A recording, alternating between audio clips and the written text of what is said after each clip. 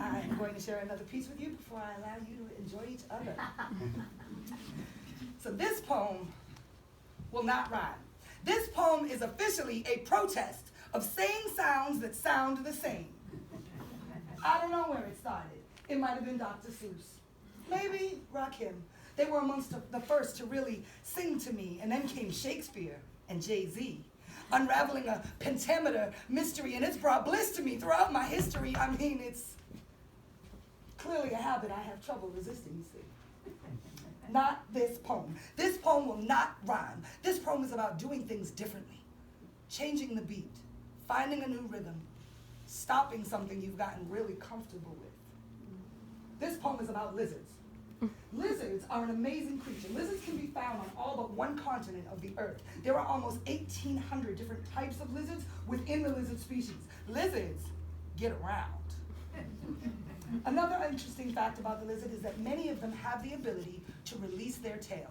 When they're being held captive by a predator, they can actually release their tail and free themselves, break free, and live. They never regenerate this tail.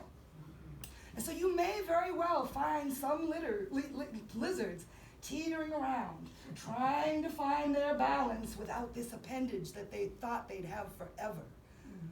But they do find their balance, and they do go on to live. Imagine if each of us could find our tail, could identify that thing, that predator that's holding us, that thing that's holding us back, that idea, that guilt, that belief, that thing that is killing us, that we too could release. And we too may find ourselves teetering around, trying to find a new balance, having lost this thing we were so sure we'd hold on to forever. But we too would find our balance, and we too would go on to live.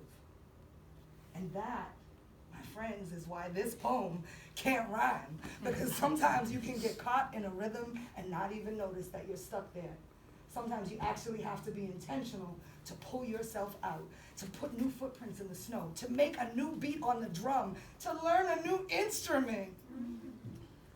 Because sometimes you will find yourself traveling down an unknown path, and there you are, you're left with no road map, and I mean, man, it's natural to start to revert back. So you actually have to catch it, stop it, and forgive yourself. And say, it's okay, I'm trying to change this thing. I did it again, but I'm not doing it now. Look at that. I'm speaking to you. No rhymes. It's important that we find a way to make our own way. It's important that we teach others to find a way to make their own way, because the problem with following in other people's footsteps is that it leaves no room for the parts of yourself that you have yet to discover. Thank you, y'all.